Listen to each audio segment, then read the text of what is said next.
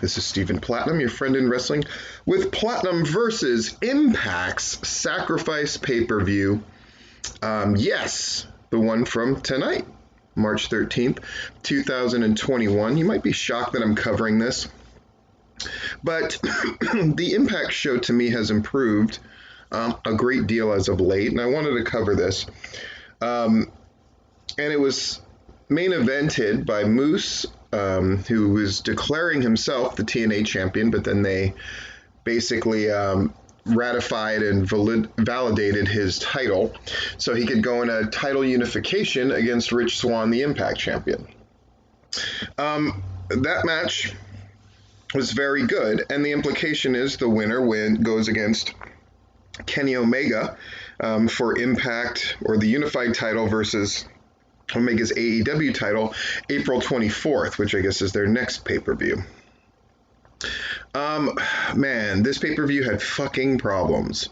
It opens with Decay, this version, Crazy Steve, and Black Taurus with Rosemary ringside against Reno Scum, Adam, and Lester. It ends with Rosemary hitting one of them with the mist, and then the Taurus driver against the other one, and they win. Then they run down the card.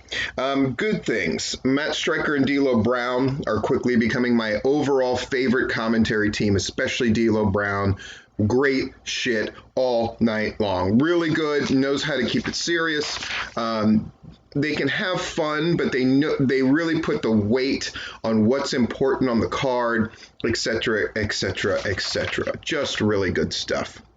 Here's what's bad. Second match, third match, all tag matches. Then the fourth match is a singles match, but two people interfere, one on each side, so it's like a de facto tag match. Then you had another tag match. So what the fuck? 4 out of the 5 opening matches are tag matches. And the other one, kind of a de facto tag match. Terrible. Then you had one more tag match. I mean, just, ugh. So you had Caleb, who's the manservant of Tennille Dashwood, who you might know better as Emma.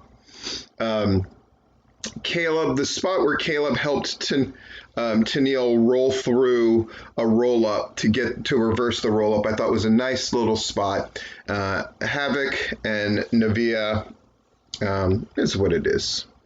Eddie Edwards and Rich Swann have a promo moment where Eddie Edwards really backs up Rich Swann. It's nice. A little vignette about Violent by Nature and how we got here, or Violent by Design, excuse me. So we have Violent by Design represented by Joe Doring and Diener, with Eric Young at ringside against James Storm and Chris Sabin, with Jake something, yes, that's his name, at ringside for them. At the end of it, Rhino gores Sabin, so Violent by Design wins. Okay, Brian Myers interview stuff. They replay the vignette where Scott D'Amore goes, "You're going to be in an eye for an eye match," and Brian Myers goes, "That sounds really dangerous." He goes, "Yeah, no, that's dumb. What company would do that?" Yeesh. They're going to have a hold harmless match, which is a legal term, which means, they can do anything that they want. What the fuck? It's terrible. But the match itself is not bad. Eddie Edwards against Brian Myers. They really lay it out there. But then Hernandez interferes for one, and Matt Cardona gets involved for another. I was just like, oh my God, are they going to turn this into yet another tag match? But they didn't. And in the end, Eddie Edwards loads his knee up and does the Boston knee party. We get a video vignette explaining how we got here with Tasha and Kiera, who are the Knockouts Tag Champions, against Jordan Grace and Jazz. So from now on, apparently it's going to be all title matches. And again, tag matches and tag matches and tag matches, just not a lot of variety. And the piped-in sound is what it is. I mean, they have to do it, I guess. Tasha Steele and Kiera Hogan defend. Moose does an interview where it's like, is there anything you want to say? And he's like, I've done enough talking. Okay. Match number 6 for the X Division title, Ace Austin against TJP. This is very much what you would expect to see in an Impact match. Ace Austin has Madman Fulton at ringside, who doesn't interfere for him, and so he goes over clean and is the new X Division champion. What the fuck?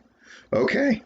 Then we have a silly vignette with the poker game and Johnny Swinger and shit happens. And the long and short of it is Tennille Dashwood and I think that's Eddie Edwards' wife want to have a match against each other, so they're going to go to Scott D'Amore.